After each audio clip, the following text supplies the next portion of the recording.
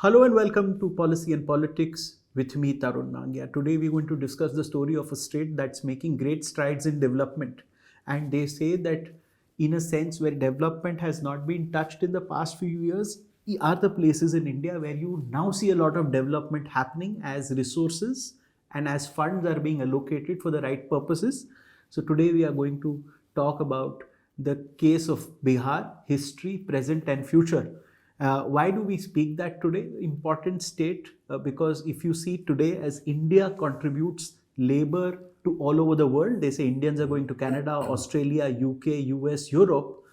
Bihar in a state is exporting human capital to all of India. In fact, the joke goes around whether be it Jammu and Kashmir or Kerala, the states will come to a halt if the labor from Bihar comes back. And we have seen that happening when COVID hit. So that's why this state is very important. In fact, we were told that entire farmlands in all these states are owned by people from the state but run by people from Bihar. And that's why it is important to trace the history of this state, the present and the future. I have got two people who understand this state very well and who have, in a sense, history in the state. Their families are political, but now they are in different careers and they will share this first. Let me welcome my first guest today, Mr. Yashwardhan Jha Azad. As you all know, Mr. Azad has served as the Special Director of the Intelligence Bureau. He was Special Secretary Security and he's an IPS officer of the 1976 batch. Good to see you and thank you for your time. At the outset, I'll also like to welcome Advocate Vaibhav Mishra. Advocate Vaibhav Mishra practices at now the Delhi High Court and the Supreme Court of India, and he also comes from a family. I'll give both of their political backgrounds and then we'll start. First, to start with you, Mr. Jha, your father served as the Chief Minister of the state. Can you, in a sense, first go into those times that when did your father first get elected and what Bihar have you seen since, say, the early 50s? Well, Bihar has really changed over the years. I remember in 1952, when I was not born, he was the member of parliament and he got elected from a huge district called Santhal Pargana. Okay. And today that is in Jharkhand. And it comprises Dumka, Godda and all these areas. Jharkhand is two parts. One is the poor part, non-plateau. Chota Nagpur plateau is the richer part. And this is the Santhal Garna part, which is the Garib Wala part. Yes. So he represented and he was a member of parliament in 1952. And since then, he was serving as ministers in the union government. And later on, he went as a chief minister during Rajiv Gandhi's time, 88, 89. Thereafter, the Congress never came back. Okay. Those were the days, those were the last days of the Congress. Of the Congress. So now in the last so many years that you've talked about, those days were when one saw the major changes in Bihar. You know, Sri Krishna Babu was the first chief minister. He brought in a lot of good administrative capability. From the southern states, we had these IAS and IPS officers who did extremely well. And the Administrative Reforms Commission, by the way, in the 50s said that the Bihar is the best governed state.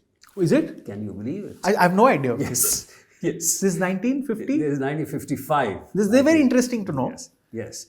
So Bihar was doing extremely well.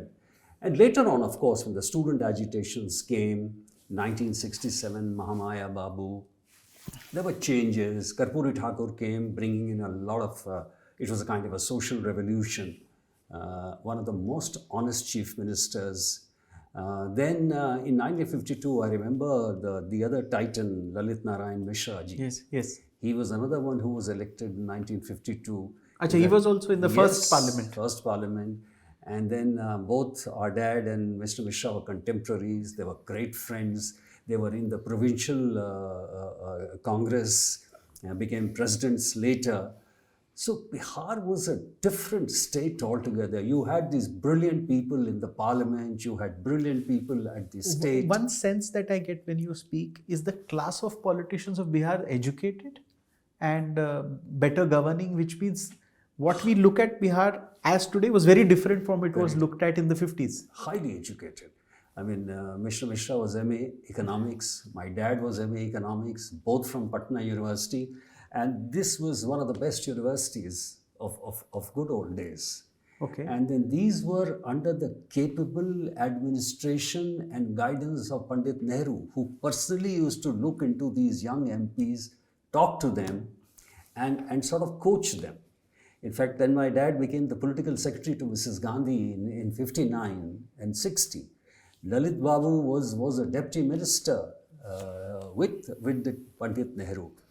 And that is why they were able to do things for Bihar. In 1967, there was a talk of, banding the rivers together because of the perpetual floods which are taking place. And I remember there was a brilliant, I think Mr. K.L. Rao was the minister here, water resources. So there was a lot of thinking which had gone into Bihar. So, the story of Bihar is first of a rise and then of a decline. Then of a decline. So basically all the nomenclatures, say I represent the English media. So in English media, terms like Jungle Raj were commonly used in the 90s when, say, we were growing up. That's what we read. Yeah. Before that, times were much better. Much better. The Patna city was a beautiful city. You still have those Strand Road, Bailey Road, the civil lines. It was exquisite. The Fraser Road, the old shops like D. Lal, J.G. Carr, Rajasthan Hotel. By the way, the some of the best fruits from Bihar.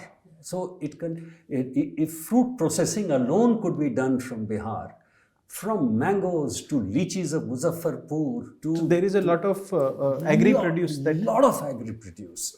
And then, of course, as they say, Darbhanga, where we come from, the Maithil Brahmins, if you just throw the seeds, the rice comes out. Is it? And then you have the fish, so the water comes is out nice. of Ganga. And that's why you have sharp brains and food over there. So tell me one thing. We always have known, before I go to Weber, I want to ask you that this state has been recognized for very refined bureaucracy. Some of the best bureaucrats all over India have come from Bihar. Yes. And they have, in a sense, contributed a lot to this country. So how is it possible that a state which did not grow for many years excelled in the bureaucracy? Well, let me say that, first of all, I'll give credit to the All India Services, the constitution itself, and actually to Sardar Patel. Yeah. It was Sardar Patel who saw to it that the institution of AIS, All India Services, survives. And the All India Service people were allocated as per the roster system. And that is why Bihar was lucky that it got people from southern India and all the other places, making it a kind of a composite culture. And these were people who stayed there, many of them. And that is why they were able to give an independent, unbiased kind of an administration, which Bihar wanted at that particular stage. And mind you, another thing, Bihar, with revolutionaries like Baba Kunwar Singh and so many others, British tended to neglect Bihar.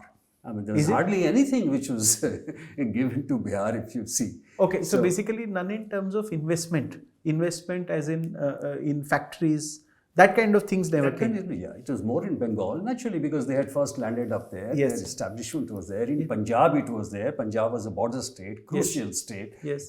from the way up from Afghanistan and the other places. Yes. So Bihar that way was pretty well neglected. So Sri Krishna Babu in the first 17 years of his regime saw to it that the administration was very good, the administrators were doing a good job, and plus backed by these members of parliament who were, those were the days, those nationalist fervor and things like that. Yes. So there was a kind of a commitment, there was a kind of Jagjeevan Ram was an excellent administrator. Yes. I mean, everyone talked about his administration. So given these things all together, Bihar was doing very well till the 60s. Till the 60s. Yeah, So now, then there was decline. Now we see Bihar again coming back. I'll come back to you in about 2 minutes. I'll go to Vaibhav Mishra. In fact, Mr. Jha mentioned about your grandfather, Lalit Narayan Mishra. He was a railway minister. And ladies and gentlemen, this is a book that Vaibhav Mishra has authored. This, as it says, a photographic journey through the life, times and the legacy of Sri Lalit Narayan Mishra. I'll just, for your benefit, you can, the cameraman can focus and then you can see this book. What I want to ask Vaibhav you here is that we have known Bihar for producing, giving us a lot of railway ministers. Did it start from your grandfather? Was he the first railway minister from Bihar? I think, I mean, there was some. I believe he might have been the first, if not the first, then the second or the third. Yes. I mean, I'm subject to correction, of course. You're right in the sense that a lot of, apart from IS officers, IPS officers, including Sir, a lot of people have been part of the cadre from Bihar. That also undivided Bihar. And post division also, there's not been a brain drain after Jharkhand was separated from Bihar. Yes. There's the amount of people, intellectuals coming to the cadre, both in IAS, IPS and other branches are still there.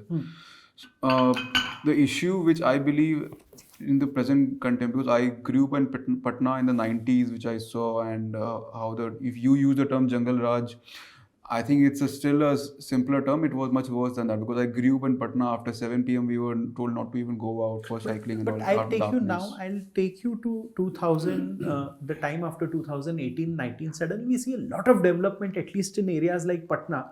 There may be other issues, but suddenly why so much we see, what has changed that suddenly we are back on the development track as far as the capital is concerned? Of course, other areas may still need a lot of development, but what's changed in your view? I think the infrastructure development, specifically in the late 2000s and then after 2010 onwards, has played a pivotal role. Not just in rural Bihar, but in the cities also, not just in Patna, because Patna is the capital, more focus is there. Then there's a Begusarai also, then there is other small towns, Muzaffarpur, Madhubani, Darbhanga. They're changing at rapid pace. The difference is the infrastructure, road connectivity, that leads to more development in area. In any rural area, you once establish a highway, state highway or national highway. Once you establish that highway, a lot of things will come near those That highways. money is coming? That money is coming, that investment is also coming. So de-hose whatever the political party, whatever the political paradigm is in the state. I think after 2005 onwards and 2010 onwards, there's been a lot of development in the state. That's why we see a lot of investment also. Taj has opened, Starbucks has opened, but these are which you see at a face value in Patna. Apart from that, if you measure the pocket money of a normal person living in Bihar or rural side, that has increased exponentially from what they used to be 15-20 years back. So the investment in the state, the development in the state, the road connectivity, infrastructure development, I think that has changed a lot. It's still a work in progress. I won't say that we have reached the level of Gujarat or Maharashtra or Karnataka, not by any stretch of imagination. Invest in Bihar is a recent phenomenon. Invest in Gujarat is, I think, a 20-year-old phenomenon. So it will take some time. But we are on the track. We just need to be consistent and continue on this pace. And we will, as Sir rightly said, in the 50s, we were one of the best states being governed. We will definitely reach that. I'll go to, thanks for that. I'll go to Mr. Shah. Two things. You've spent your entire life in the government of the state government and the central government. You've seen how money can impact development on the ground.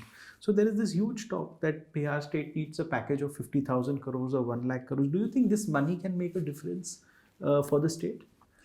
See, if you really look into the needs of Bihar, they are humongous. There's no doubt about it. So say on basics like electricity, roads, social infrastructure? That's exactly what I was coming to. See, I must give credit to the first regime of Nitish with the BJP. Right. During which period, as Weber was mentioning, there was tremendous, expansion of road network. There was tremendous focus on these primary health centers, these buildings related to education. Now, if you're giving a package of money, then yes, you're right, it has to be diverted to key priority sectors. Right. One of the most important things I feel that the government should spend its time on. Electricity, yes, there is enough generation of power. Right. But the question is bringing that electricity to the various villages, the transmission and the actual receipt of that electricity. Many places, even Noida, are without electricity for 10 hours or 8 hours. Yes. So the question of how you bring it to that place. Secondly, road network is fine. But still there are places, for example, if you're traveling from Bhagalpur to Patna, it takes almost 7 hours. If you're traveling from another portion like Devghar, again it takes about 6 hours. So, these small short rail networks, like these metros are here, you should have these short rail networks which for 4 hours, for 3 hours, that will bring in tremendous commerce, that will bring in tremendous development. So, apart from the social infrastructure, I totally agree with you, but the key change which Bihar needs right now is to run those schools properly. Schools. The primary schools are a critical factor where the teachers don't stay. They do this education from a remote some gully. The primary health centers, they are another critical sector. Road network, as you said, the electricity, and some of these key programs which are about women's programs. We need, in Bihar, traditionally, the women used to play a very important role. From the fields to the houses, you need to empower them. You need to bring them into focus by educating them and giving them a sense of empowerment. And the other key thing is Bihar needs employment desperately, desperately. So what do? Unless we settle this land issue, It's still going on. people won't come unless you have two things. One is easy land where they can have this, and the other is the labor laws settlement. You can't have a strike every third day. Look at what happened with the Samson strike Yes. in Tamil Nadu. Yes. What a furor it created. Thank God it settled down. Yes. So Bihar seriously, and all the parties have to come together on these political parties, that if you keep your own dogmas and ideologies and isms about land settlement, then it's going to be a huge problem. Giving, 1 decimal of land to each and distributing in the name of social justice will not help. Somehow you have to get, pockets of land together which the industry can take and, sort of liberalize those So labor. basically what you're saying, you take Bihar away from caste politics to politics of development. Absolutely. That is what, Absolutely. not take it back to Not take it what back. it was recognized for. yes. I mean, because for people living in other parts of India, everybody used to feel that in Bihar, caste matters. Politics is all around caste, All around. not about development. Yes. So that talk has to be taken out of Yes. the political lexicon altogether. Absolutely. And in fact, there are attempts, that is what Prashant Kishore is saying. If you talk about the impending elections, Yes. he's trying to, do that he's trying to get people from all walks of life.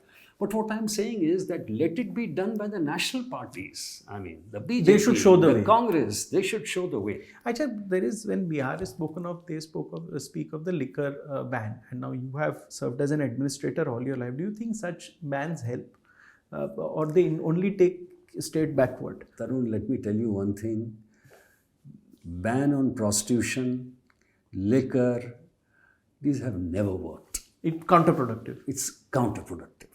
And you see, which are the best states where there are no liquor deaths? In Goa, in Nagaland, Okay. where there is Freely no rule at available. all. This is freely available. Yes. All over.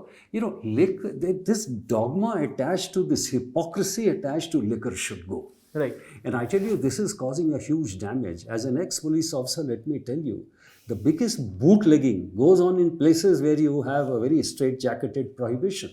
Even in Gujarat, it is there. But one thing that, because you mentioned bootlegging, it's an unrelated topic, but both of your families, be it your family or Advocate Vaibhav Mishra's family, they were at the top level in politics. Top level in a sense that they were not, say, municipal councillors. They were at the central cabinet level. Your father was the chief minister. His grandfather was the railway minister. And they were all educated people. Why do we see in Bihar now criminals started getting elected suddenly? Why a society that elects some of the best educated people, on the one hand, starts electing criminals? If you can start and then Vaibhav can conclude. I'll tell you, because nowadays the change which has happened is that today's politics starts around the police station, tehsil, kachehri, court, aspatal. And then with that comes these kind of claims and counterclaims, because one leader will say that because of me I can influence this thanedar or this tahsildar. That is how your tribe grows. Yes.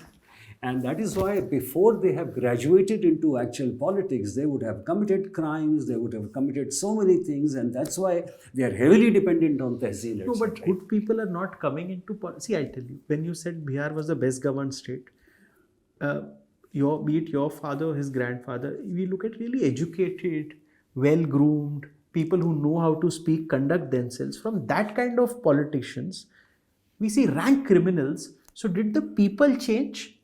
or people were given no option to elect a good person? No, people did not change because these kind of people which I mentioned earlier are the ones who started making it to the political hierarchy. The good ones stayed behind. There was no place. Today, fighting for an election, neither Weber can fight nor I can fight if we don't have that kind of money. It's impossible to get that kind of money. Then apart from the money, there are so many other things which are the requirement of a politician that it is almost impossible. In earlier days, the elections are fought on a pittance. Okay. Today, one of the most important things, and you could see people who would be contributing because there are so many people. So who basically, are in Bihar, even criminalization of politics has to be stopped for development. Absolutely. That the national parties can ensure you feel better. Of course, they can do, and this is the first thing which should be done. And let me tell you one thing also, that many politicians also they don't want criminals to come in. They don't. But it's their compulsion that in a particular area that criminal has got such deep roots, having the control over the key institutions, that they are forced to kill.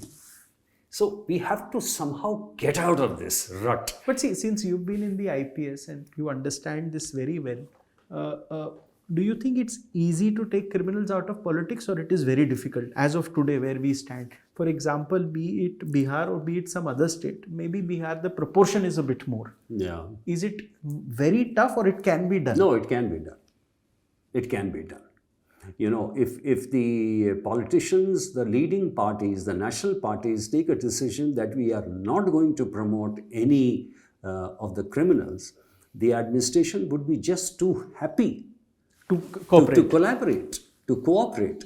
And in my experience, I am telling you from the districts, Yeah. it can surely be done.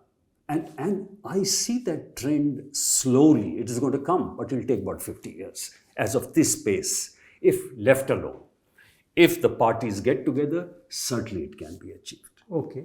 Weber, I want to also ask you, do you think that people of a certain pedigree have kept away from politics in Bihar in the past 30 years, especially say from 1999 to 2024? People with a certain pedigree and a certain background? I mean, a lot of educated people who would have served very well to the state, and maybe the picture of the state now, 20 years down the line, would have been different, did not and could not have also.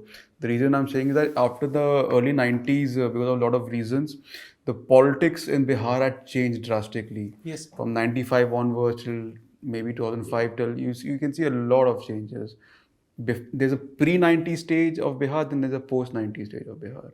The pre-90 stage, there was no caste diversion that, I mean, as an underbelly... It was not that much. It was not that big. As an underbelly, it must have been It's not there. on your face. Not It's on not- your face. I mean, I can give you a small example. Like I do an event of my grandfather's name. So I met someone who's a former member of parliament who belonged to a backward...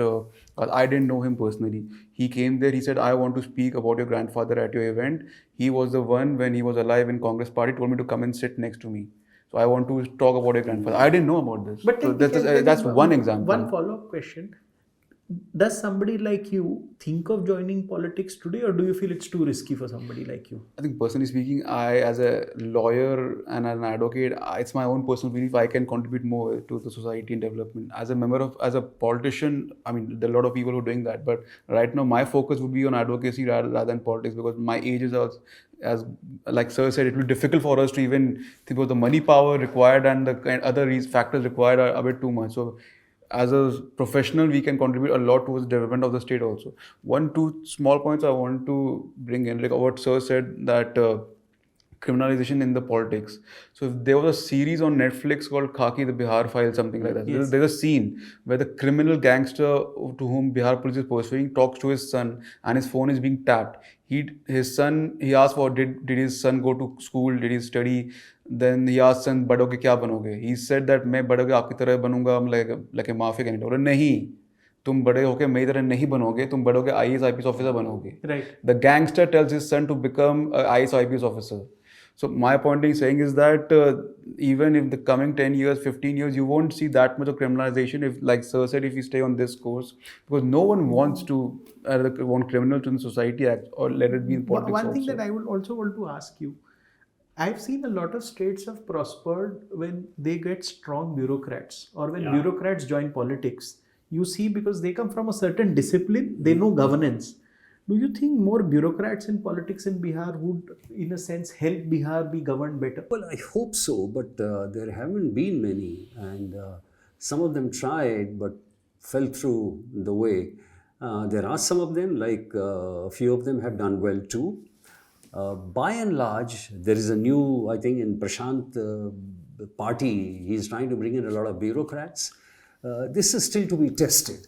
What I'm saying is that there can be an excellent combination between the representatives Yes. and the bureaucrats as it was in the 50s and 60s, and that should be the most ideal combination. Yes. But if any good bureaucrats want to join, you're most welcome. But as you rightly said, that the shift from the crime-based politics to education-based, development-oriented, that is the best healthy trend which we need in Bihar.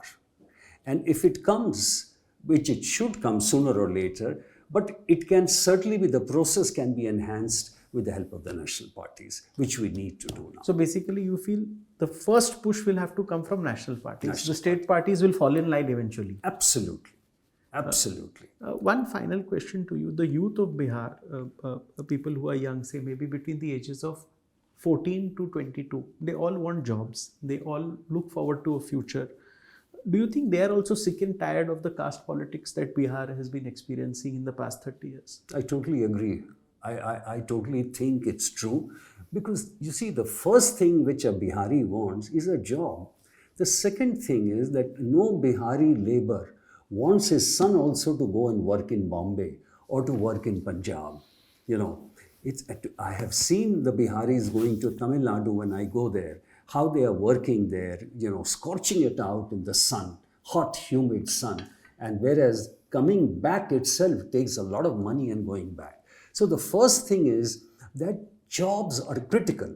And Bihar today has to think in terms of also incentivizing the small businesses, each small business, a local bar, a local restaurant, a local... That's also all jobs. All jobs. And they give about 8-9 jobs to each. So the first thing, if you remove this liquor ban, you save about 20,000 crores or something. So they can be distributed. One final question to both of you before I end the show.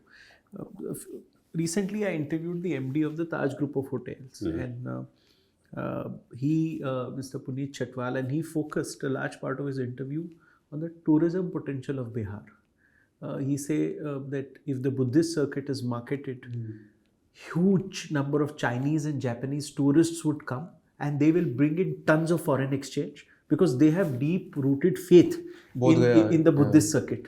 But we haven't, in a sense, by providing facilities that makes their coming easier, it could be as small as a public toilet which is clean, so that people can come, they have neat. And do you think that is what can also ensure Bihar's development? A lot of tourism. That's an excellent point. In fact, the Japanese had spent money on that Sarnath circuit. Yes. They spent on the roads also and the various. That can be, of course, looked into again.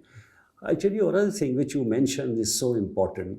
Tourism is not only about the places you visit.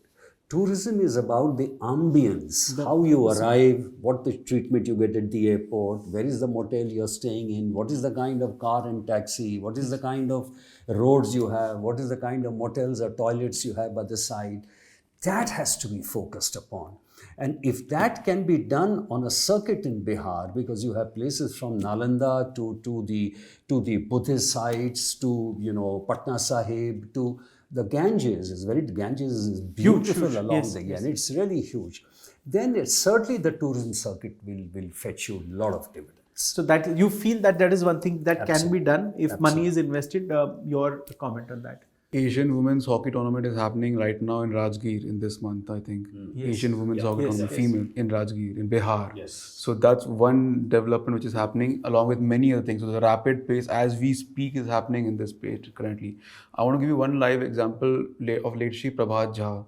He was a member of parliament, background from Bihar, Mithilanchal side. He was from Madhya Pradesh, Gwalior side. But he himself said, and there's practical answer also, that had he been in Bihar, maybe his rise to politics would not have been at the same level because of caste politics in the state. Because that's why henceforth he came from Madhya Pradesh. That's the answer to had better intellectual persons been there in the 90s and 2000s in Bihar, what kind of problems they would have faced. 2-3 things I want to add is that I personally went to Narkatiyaganj, which is near Motihari, bordering Nepal, and I saw, like Sir said, the problem of education in primary schools. I met children. We did a small lecture series and workshop there on social societies issues and all. So the children told me that sometimes they want to study, the teachers do not come there, so they don't know how to study. So then we try to guide them of electronic media and how they can get education from social media also. The third thing is that, like Sir said, of women-oriented, how state is the more women-oriented, because we not only say this of respecting women, we conduct ourselves also. Yeah. Sitamarhi's place is known for Ma Sita. The name is from Ma Sita, that's why it's Yes, Sitamarhi. yes. Janakpur state is also known for birth of Ma Sita, but actually there's a divergent view that actually Sitamarhi's place is where Ma Sita was born. Yes. Now what we're trying is that, the local administration there is trying is that to create a circuit, like a religious circuit, like how Ayodhya is for Bhagwan Prabhu Shri Ram. Similarly for Ma Sita, Sitamarhi area should be developed like interesting that for a tourism So perspective. religious tourism has great potential. Big time. It was indeed interesting to talk to you both, and both come from similar but varied backgrounds. I mean, from families, and then of course you went into law. You served your whole career in the bureaucracy. Maybe on the next show on Bihar, we could focus on special actionable points like tourism. We could focus a bit more on tourism. Yes. We could also focus on what could be done to improve law and order. Two very important points you said was taking it away from caste-based politics to a politics of development. And second, you also spoke on how to decriminalize politics. I mean, that could be our focus areas, how that is being done by political parties. I'll just add one thing on development before we wrap up. When my grandfather was alive, because I know this and this has been confirmed by a lot of people. Saharsa area, which is in North Bihar, similarly where Mithilanchal side from where we both come from, there was supposed to be an SEZ similar to what Noida is today. Is it so? Yes, back in the early 70s. That was planned in the 70s? That was planned. Even Noida also planned that Yes, time, around yes. that time. And Same a time. land was to be acquired, a township was to be built similar, like a satellite town to Jamshedpur, Yes. because Jamshedpur was part of Bihar at that time. Yes. Similar to what Noida is, New Okhla Industrial Development Authority, similar town was to build up. So in Hindi, I'll say, आज का जो पलायन हुआ है, जो लोग जैसे ने बोला तमिलनाडु लोग जाके काम करते हैं, शायद वो नहीं करते, जरूरत ही नहीं पड़ती. They would have worked there in Bihar itself, and they would Contributed to the economy there. and contribute to the family's welfare, the society's welfare in there itself. वो पलायन शायद होता ही नहीं अगर वो township बनता, SEZ बनता. This investment of the growth, we would never be having this conversation. That's So this was one of the visions of the stalwarts of that era. that had couldn't thought. be materialized. Could due to not have various- been materialized. One of the many things which was left out, unfortunately, which hopefully in the coming time will be there. Thank you. In fact, today was a very interesting conversation with both of you. One gentleman spoke about how, in a sense, things can be changed in Bihar if these 5-6 things are done. Both are achievers in their own right, but they both prospered when they went out of the state. They both said that if the things were better in the state, nobody would have moved out. I think we would focus more on our Bihar series on what could be done so the youth are not forced to move out of the state. But on a flip side, all of India is now dependent on Bihar labor, so I don't know what they would do then, because but that's on a lighter note. I thank Mr. Yashwardhan Jha Azad for joining us on this special show, and Advocate Vaibhav Mishra for joining in. Appreciate your joining us. Thank you for your time. Thank you. Thank you.